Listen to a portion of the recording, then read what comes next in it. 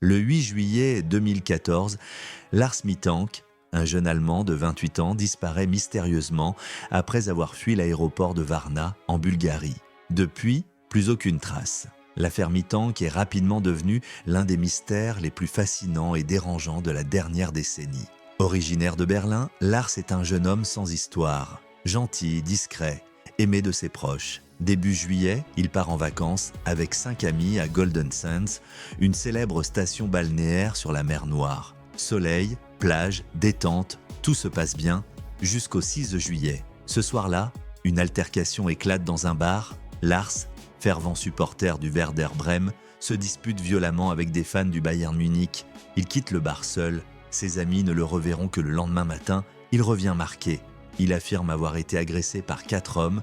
Il souffre de douleurs à la mâchoire et surtout d'un tympan perforé.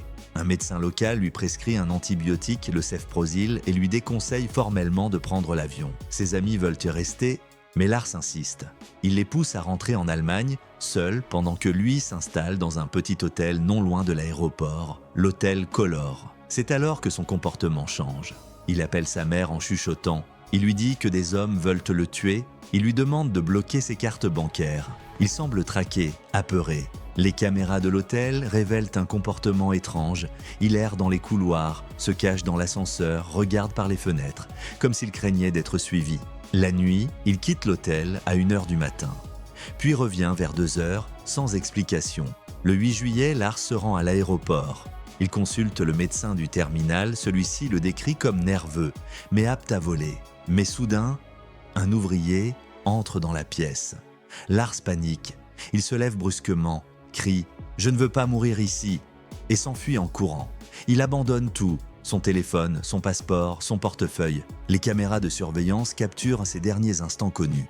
Lars court à travers l'aéroport, traverse un parking, escalade une haute clôture et disparaît dans un champ de tournesol. Depuis, plus rien, pas un appel, pas un signal, pas un témoin. De nombreuses théories circulent. Une psychose déclenchée par les antibiotiques, un traumatisme crânien mal diagnostiqué, une crise de paranoïa ou une implication plus sombre liée à des réseaux criminels ou à une fuite volontaire. Sa mère, elle, n'a jamais perdu espoir. Elle continue de le chercher, convaincue qu'il est toujours en vie. Et vous, que pensez-vous qu'il est arrivé à Lars Mittank? Laissez vos théories en commentaire.